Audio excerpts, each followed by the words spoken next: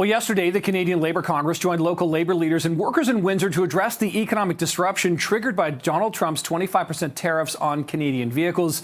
This while the Stellantis auto assembly plant in the city is in the midst of a 2-week shutdown. CLC says the U.S. tariffs put more than 587,000 Canadian auto and supply chain jobs at risk. So joining us live this morning for more on this is the president of the Canadian Labour Congress, Bea Bruske.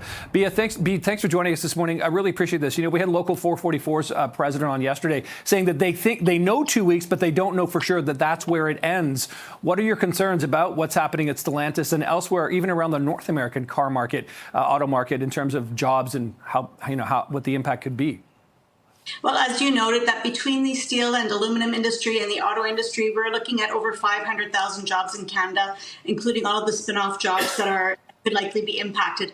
And so we want to make sure that there's a robust response from government, that we want to make sure that workers that are going to be impacted have supports in place. And that means strengthening our employment insurance system. It means making sure that we have workers that can stay attached to those workplaces. And it really means making sure that our social safety net is stitched up.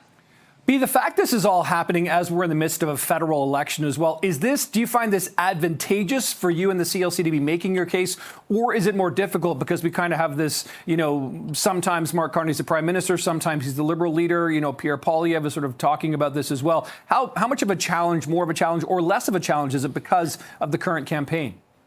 Well, the good news is that everybody's attention is on this issue right now. And so when folks are coming to the doors asking for your vote, this is an opportune time for workers to be asking those candidates running to be their next MP, what are you going to do to make sure that I have a good job in my home community? What supports are going to be put in place? What job creation initiatives will there be?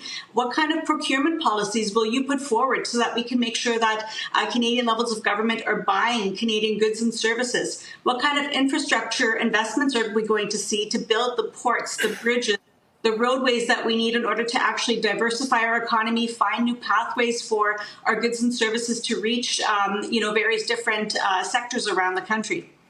Bea, what do you see as the solutions within our own borders that could be, put into play here that could, better protect Canada, protect Canadian jobs, as of course that's your top priority here? What can we do and try to sort of either go around or avoid Trump and tariffs and the sort of threat and the uncertainty it creates?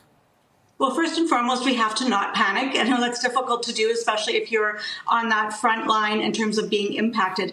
But really, this is a time for nation building. This is really a time where we need to have those investments. We need to really build up our capacity in Canada. We have a huge housing need in this country. Investments in housing, investments in a variety of different green initiatives and green industries, and those jobs of the future is critical right now. Having various different levels of government offer tax credits to those that are going to be creating those kinds of jobs is going to be critical. Okay, Bea, I really appreciate your time this morning. Thank you for all this and appreciate the efforts here. That's the president of the Canadian Labour Congress. Thank you so much.